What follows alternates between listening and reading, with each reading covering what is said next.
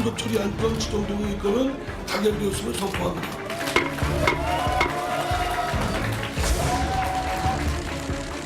누르지 말라니까.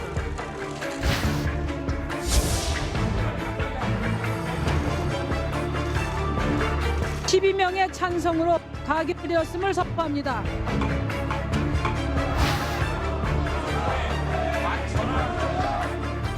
과정이 단계가 모두 불법과 편법과 도둑 회의에 이어서 날치기로 전철되었습니다. 정의와 공정한 나라를 만들기 위해서 5당이 함께 손을 잡고 합의안을 만들 수 있도록 최선을 다하겠습니다.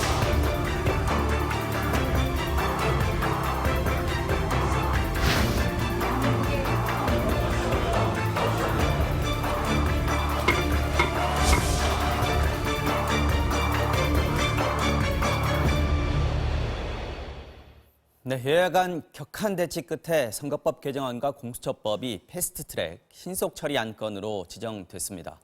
정부 여당이 추진 중인 선거제와 사법개혁에 탄력이 붙을 거란 전망이 나오고 있습니다. 반면 국회 점거까지 하며 강하게 반발했던 한국당은 장외투쟁을 불사하겠다는 입장이고 여야 충돌로 고소고발이 난무한 상태라서 국회도 당분간 파행이 불가피할 것으로 보입니다. 오늘 정치와 하우장룡에서는 패스트트랙 처리 과정과 지정 내용 또 향후 전망까지 짚어보겠습니다. 김민전 경희대 교수, 이현종 문화일보 논설위원 두 분 나오셨습니다. 안녕하십니까? 네, 안녕하세요. 네, 안녕하세요. 자, 어제 어쨌든 처리가 되긴 했습니다. 자, 여야 사당하고 자유한국당 희비가 엇갈렸는데 패스트트랙 열차가 이제 출발을 했다 이렇게 봐야 될 거고요. 잠시 뒤에도 얘기를 나누겠습니다. 그 여지는 한동안 좀 계속될 것 같습니다. 우선 두 분께 패스트트랙 지정 의미가 뭐라고 보시는지부터 한번 여쭙겠습니다. 네, 저는 첫 번째 의미라고 한다면 패스트트랙이 지정되었다라고 하는 그 자체가 의미가 아닐까 이런 생각을 합니다. 2012년에 국회 선진화법이 만들어진 이후에 사실 5분의 3을 만든다라고 하는 게 양당제에서는 불가능합니다. 어느 한 당이 반대한다라고 하면 5분의 3은 되지 않기 때문에 불가능했는데요. 2016년 총선에서 다당제가 만들어지면서 이 패스트트랙이 적용될 수 있는 여지가 만들어졌다 이렇게 얘기할 수 있을 것이고요. 이것이 적용되었다라고 하는 그 자체가 의미가 아닐까 이런 생각을 합니다. 두 번째는 사실 박근혜 정부에서 이 패스트트랙 330일이 너무 길다. 이것을 좀 줄여야 한다라고 그 당시 여당이 굉장히 많이 얘기를 했었어요. 그러나 국회법 개혁에는 그 당시 기억까지는 가지 못했었고요. 그러나 어찌됐든 330일은 그대로 유지되었습니다. 다만 2013년에 박근혜 정부에서 소위 회의 방해죄라고 하는 것을 신설했습니다. 그랬죠. 그래서 회의를 방해하는 일이 없도록 세 가지의 규정을 두었는데요. 그것의 첫 적용을 받는 게 또 이번이다라고 하는 것도 의미가 아닐까 이런 생각을 하는데요.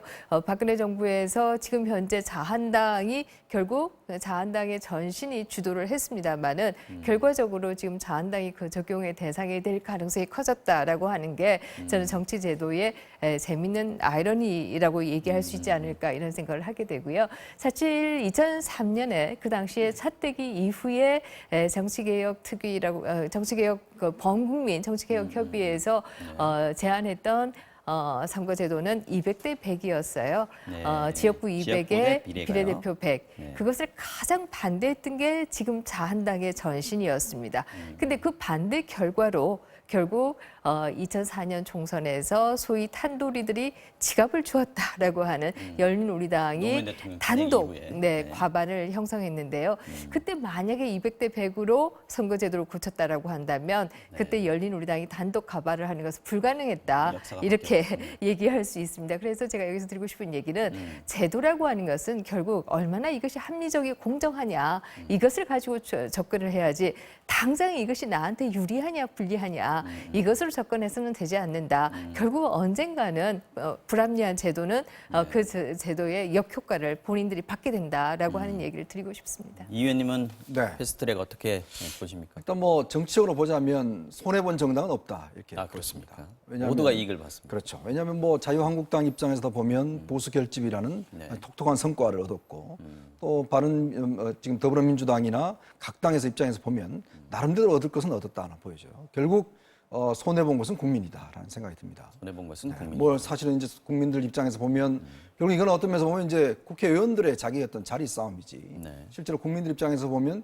지금 당장 국회가 저렇게 식물국회 데모로 해서 나타날 수 있는 여러 가지 어떤 부작용도 있지 않겠습니까? 앞으로 말이죠. 네. 네. 그런 측면이 있는 것이고 또 하나의 정책 의미로 보자면 이제 앞으로 4당 즉 이제 더불어민주당과 바른미래당 등등 나머지 정의당이나 민주평화당은 이제 한 배를 탔다라는 생각이 듭니다. 결국 이제 이 법안이 처리되기까지는 사실 어떤 면에서 보면 같은 배를 타고 같은 운명 공동체일 수밖에 없습니다. 그러니까 결국 이제 이 법 처리의 어떤 운명을 걸었기 때문에 그러면 현재 이제 다당제의 어떤 당 구조에서 사실상 보면 4당과 그다음에 자유한국당 간의 어떤 좀 대립적인 구도가 일단 완성이 되었다는 생각이 들거든요. 결국 이제 이것이 다음 총선에서 이제 어떤 결과를 낳을지는 모르겠지만 우리 이제 정치 구도가 어떤 면에서 보면 사실은 이제 양당 체제로 비슷하게 이제 분화되어 나가고 각각의 어떤 진보나 보수가 결집되어 나가는 현상들. 문제는 이제 앞으로 중도층들이 어느 편에다가 무게를 실을지 이것은 이제 앞으로의 성과겠지만 물론 이제 앞으로 패스트트랙이라 하더라도 많은 절차가 남아 있습니다. 네. 여기 또 삐끗하면 또 바로 탈선할 수도 있거든요. 그렇지만 현재적 의미에서 보면 그런 의미가 있다 저는 보여집니다. 뭐 전체적으로 좀 각 당의 유불리까지 대충 말씀해 주셨는데 이 부분은 조금 더 자세히 나중에 좀 얘기를 하도록 하고요. 어제 상황을 조금 짚어볼까요? 이 의원님 일단 어제 보면 사개특위가 먼저 열리고요. 네. 그다음에 정개특위가 열렸습니다. 그리고 11명 찬성, 12명 찬성 해가지고 5분의 3 조건을 다 넘겨가지고 지정이 됐는데 민주당이나 다른 당에서 회의실을 바꾸고 하는 기습적으로 바꾸고 하는 그런 과정들이 있었습니다. 과정은 어땠는지 한번 좀 정리를 좀 해보고 하죠. 일단 어제 같은 경우는 이제 오후 10시쯤, 밤 10시쯤에 다들 양쪽 사개특위와 정개특위에서 일단 소집 지시를 내렸죠. 근데 사실 이제 그 원래 정개특위와 사개특위 사무실에서 사실 자유한국당 국회의원들이 이제 농성을 하고 있었던 상황인데. 점거 농성. 그렇죠. 갑작스럽게 이제 회의실을 바꿨습니다. 빈 사무실을 중심으로 해서 둘 다 회의실을 바꿈으로 해서 네. 이제 회의가 열릴 수 있었고 결국 이제 사개특위 같은 경우는 아마 이제 물꼬를 튼 게 이제 권은희 안, 즉 바른미래당에서 이제 권은희 의원이 제시했던 공수처 2안 네. 이걸 가지고 이제 어떤 면에서 보면 더불어민주당이 일단 동의를 하면서 네. 그러니까 어떤 면에서 보면 같은 종류의 법안이 두 개가 지금 패스트트랙에 올라가게 된 겁니다. 그러니까 이게 사실 어떤 면에서 보면 패스트트랙 과연 정신에 맞느냐 하는 논란이 있을 수가 있어요. 왜냐하면 패스트트랙이라는 게 어떤 특정 교섭단체가 반대를 할 경우에 5분의 3인 정당들이 모여서 이걸 이제 올릴 수가 있는 거거든요. 네. 근데 지금 권은희 의원이 제시한 안 자체는 일단은 당론도 아닙니다. 이거는 의원 10명 정도의 연명을 해서 올린 거거든요. 네. 의원이 그리고 뽑이죠, 뭐. 사개특위 내에서도 뭐 논의가 된 안도 아닙니다. 네. 이제 그런 측면에서 본다면 상당히 꼼수가 아닌가. 결국 이제 바른미래당의 김관영 원내대표가 이를 통과시키기 위한 하나의 이제 꼼수로 보여지고 일단 어제 뭐 사개특위와 이제 정개특위가 통과되면서 정개특위 같은 경우는 특히 이제 자유한국당 의원들이 가서 이제 여러 가지 지연 전술을 썼는데 네. 그 뭐 결국 지연 전술이 먹히진 않았습니다. 지연 전술이라면 이제 그 기표장에 네. 김재원 의원이 의원이었죠? 이제 기표장에 들어가서 한 한 7분 10여 분 정도? 동안 아, 거기서 일종의 이제 필리버스터. 그렇죠. 필리버스터 비슷하게 한 것인데 네. 결국 뭐 어제 입장에서 보면 이제 바른미래당이 이제 그 현재 돌아섬으로 해서 사실상 물리적으로 막을 수는 없는 뭐 그런 상황은 아니었나. 특히 이제 지금 다 검찰에 고발된 상황이다 보니까 네네네. 일단 보좌관들은 전부 다 구호만 외치게 하고 국회의원들도 사실은 몸싸움보다는 구호로서 일단 좀 방해로 샜기 때문에 뭐 통과하는 데는 크게 문제가 없었던 것 같습니다. 그러니까 이게 뭐 회의장을 바꿨다고 하더라도 자유한국당 의원들이 만약에 이걸 몸으로 받겠다라고 했으면 막을 수도 있는 정도의 어떤 여건은 됐었는데 일부러 좀 물러섰다 이렇게 볼 수도 있겠군요. 그렇죠. 왜냐하면 이제 첫 번째 지난주에 상당한 물리적 충돌 때문에 이게 지금 사실 고발돼 있지 않습니까? 이것도 상당히 큰 문제거든요. 네. 그렇게 될 경우에 뭐 실정법을 적용할 경우에 굉장히 큰 문제가 될 수 있으니까 아마 그런 것들을 좀 우려를 한 것 같습니다. 자, 어쨌든 이제 패스트트랙 지정이 완료가 됐습니다. 내용을 조금 이제 정리를 좀 할 필요가 있을 것 같아서요. 선거법 개정안 먼저 좀 볼까요? 내용 일단 합의된 내용. 올라간 내용, 뭐가 지정된 건지 좀 뭐 가장 간단하게. 핵심적인 거라고 한다면 18세로 선거 연령을 낮췄다라고 하는 부분이 들어 있고요. 선거 제도와 관련해서는 연동형 비례대표제 50% 연동형 비례대표제를 도입했다라고 하는 것이고 의석수는 지역구 225에 비례대표 75로 갔다라고 하는 것이고요. 세 번째는 석패율 제도가 도입이 되었다라고 하는 것이 있습니다. 각 권역별로 해서 전체 총 그 득표율이 30%가 되지 않을 때에는 1등과 2등까지 석패율을 적용할 수 있도록 네. 하는 제도가 들어갔다 이렇게 볼 수 있는데요. 그러면 이 제도의 의미가 뭐냐라고 네. 하는 것일 텐데요. 첫 번째로 중요한 것은 한국 정치사에서는 지역을 기반으로 하지 않는 정당은 생존하기가 굉장히 어려웠던 게 지금까지는 민주화 이후의 정치 상황이었다 이렇게 볼 수 있는데요. 네. 이제는 지역을 기반으로 하지 않은 정당도 생존할 수 있는 가능성이 커졌다라고 하는 게 굉장히 중요한 측면이다 이렇게 얘기할 수 있을 것이고요. 두 번째는 지역 구도가 굉장히 약화될 것이다. 87년 이후 정치 균열의 아주 핵심적인 것이 지역 균열이었다 이렇게 볼 수 있을 텐데요. 이 지역 균열도 굉장히 약화될 수 있다라고 하는 것이고요. 세 번째로 본다라고 하면 그동안에 꼬마 민주당 이후에 제3당이 끊임없이 나왔습니다만은 결국 선거제도의 희생양이 되어서 사라졌는데요. 네. 이제는 사라지지 않을 가능성이 커졌다. 다시 말해서 다당제로 갈 가능성이 다당제가 좀 확고할 수 커졌다. 있다. 네, 그렇죠? 그렇게 볼 수 있을 것입니다. 그리고 뭐 네 번째 정도로 얘기한다면 우리가 앞에서 지난 시간들에서 계속해서 이번 선거는 굉장히 양극화로 갈 것이다라고 얘기를 했습니다만은 네. 결과적으로 선거제도가 도입이 되는 경우에는 양극화가 아니라 중도 정당도 얼마든지 견딜 수 있는 여지가 생겼다라고 하는 것도 선거제도가 가지고 있는 의미다 이렇게 얘기할 수 있죠. 일단 이게 패스트트랙에 올라간 거지 일단 통과된 건 아니니까 네, 그렇습니다. 그건 이제 만약 통과되는 네. 걸 가정했을 네, 네, 때 그런 결과가 나올 것이라는 말씀이신 것 같고요, 그죠? 그런데 이게 그대로 통과되면 가장 유리한 정당, 아까 뭐 이현정 의원께서 말씀하셨지만 김인현 의원께서 교수님께서는 어떻게 보십니까? 누가 지역에 제일 기반하지 유리합니까? 않은 정당이 사실은 굉장히 이득을 볼 가능성이 일단 정의당이 크다. 가장 유리합니다. 네, 그렇게 얘기할 수 있습니다. 그런 면에서 보면 정의당도 그렇고요.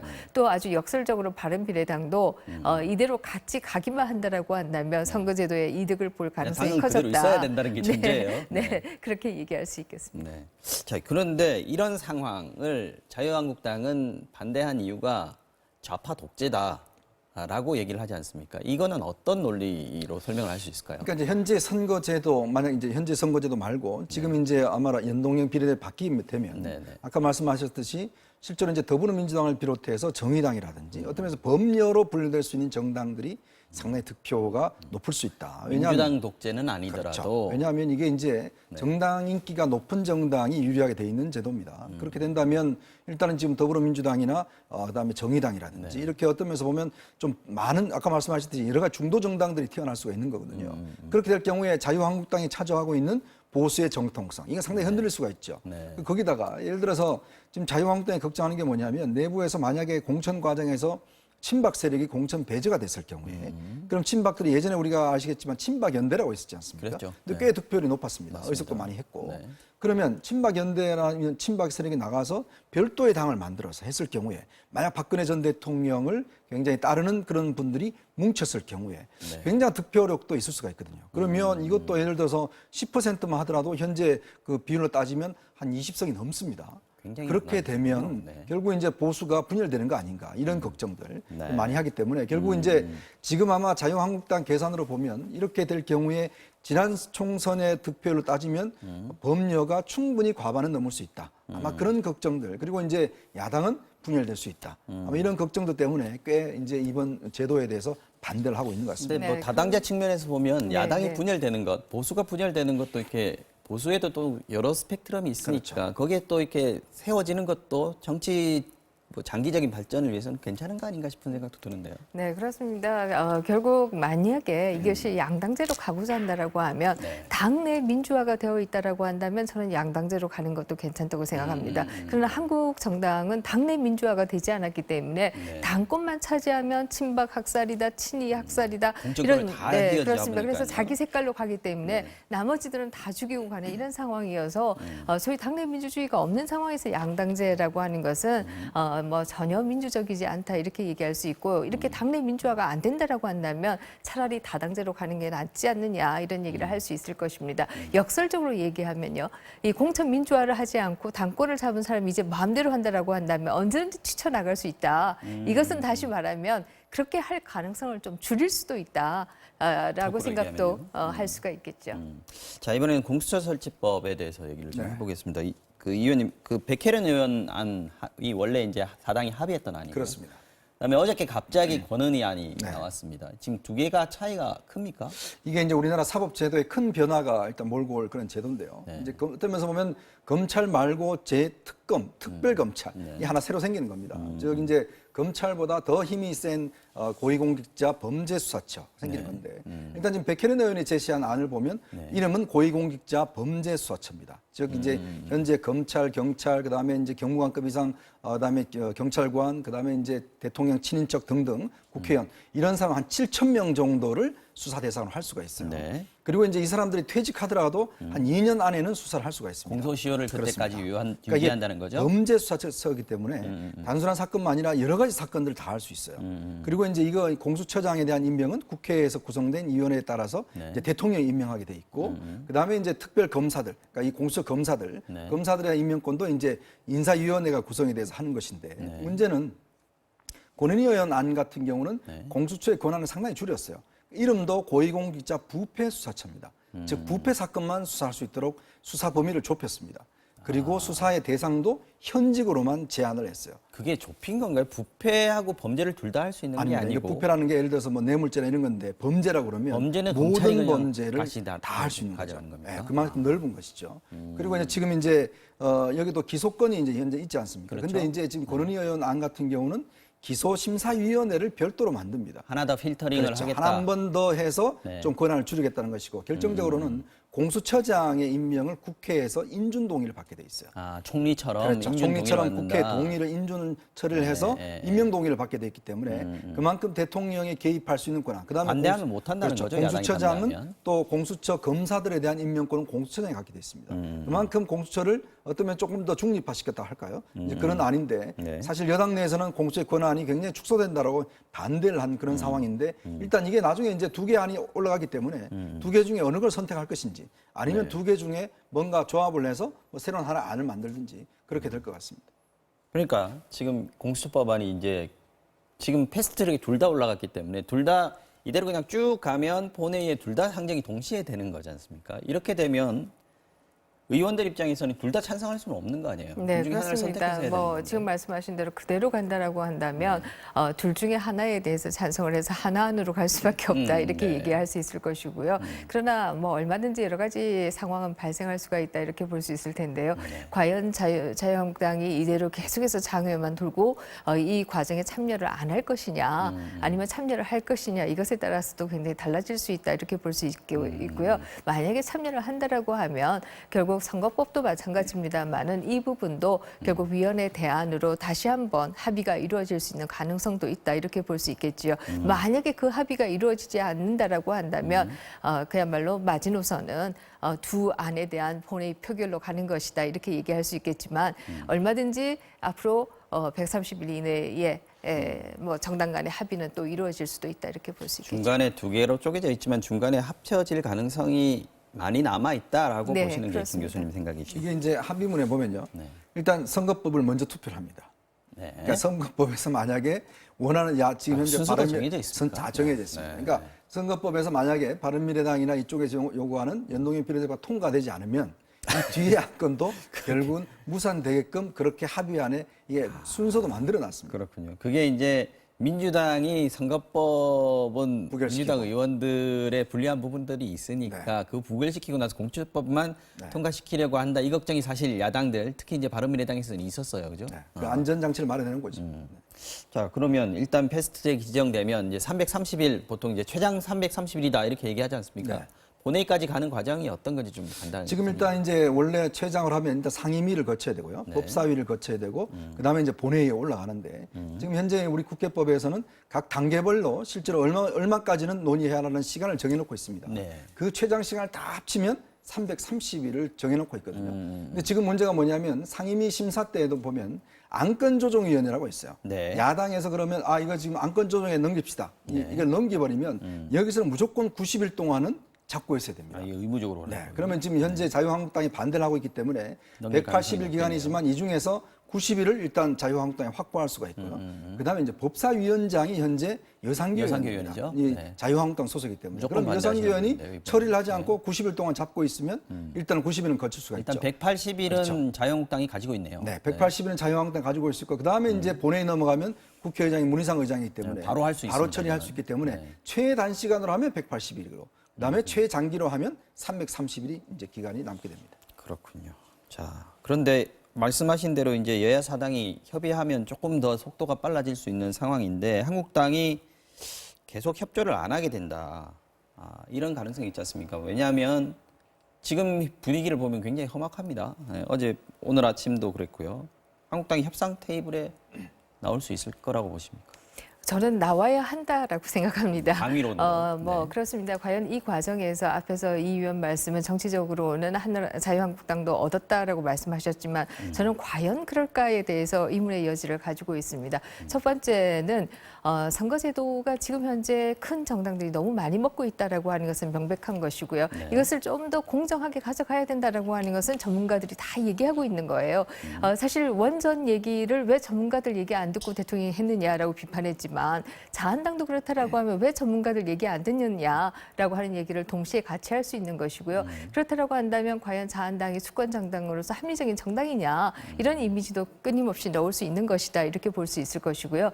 두 번째는 소위 뭐 우파 유튜브나 아니면 아주 뭐 강경한 그 소위 거리의 아스팔트 보수들의 지지는 얻었는지 몰라도 그런 일종의 부흥회를 하는 동안에 자한당으로서 아픈 부분이 굉장히 많이 지나갔습니다. 대표적으로 그 패스트트랙을 잡고 있는 동안에 그야말로 조국 민정수석과 임종석 비서실장에 대해서 무혐의 처리가 검찰에서 있었고요. 그러나 네, 그것에 네, 대해서 네. 전혀 이슈화를 시키지 못했었고요. 4.27 판문점 선언도 결국 뭐 빈손으로 넘어갔지만 그것도 이슈화를 시키지 못했었고요. 네, 하다못해 김태우 수사관조차도 일부 기소를 하는 쪽으로 가고 있는데도 그것도 이슈화를 시키지 못했어요. 오히려 이런 것들이 권력으로서는 더 아픈 부분일 텐데 네. 이거 잡고 있느라고 공격 타이밍을 권력으로서는 놓쳤다. 그렇습니다. 더 아픈 부분들이 아주 더 쉽게 넘어가 버렸다. 네. 그렇다라고 한다면 이것이 과연 정치적으로 이득이었는가 다르게 생각할 수도 있다라는 것이죠.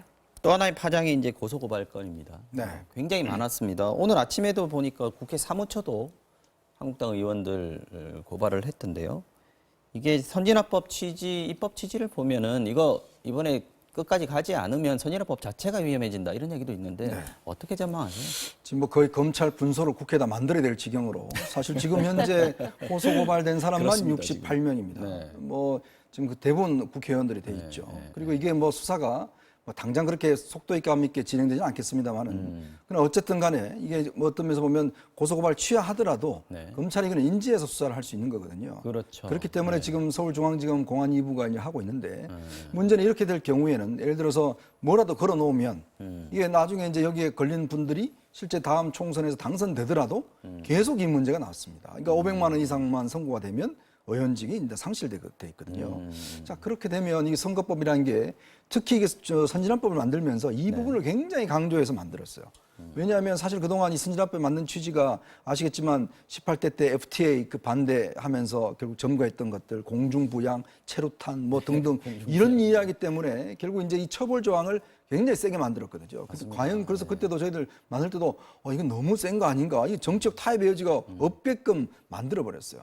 이제 그렇다 보니까 이번 같은 경우도 물론 뭐 이게 이제 회의장에 들어가서 방해를 했는지 뭐 등등 여러 가지 따져보아야 될 부분은 많습니다만은 예를 들어서 들어온 문건을 갖다가 이제 탈출했다든지, 이은재 의원 같은 경우. 이은재 의원 같은 경우라든지, 뭐 그런 거 이제 명백한 것 같은 경우는 이게 사실은 이제 형사적인 처벌이 피할 수 없는 상황이거든요. 만약에 이걸 또 피한다 그러면 또 국회의원 특혜라고 또 국민들이 많은 또 반대 여론이 그럴 있지 수도 있어요. 않겠습니까? 네. 그러면 이걸 또 정치적으로 풀기에는 지금 너무 또 사태가 커져 버렸어요.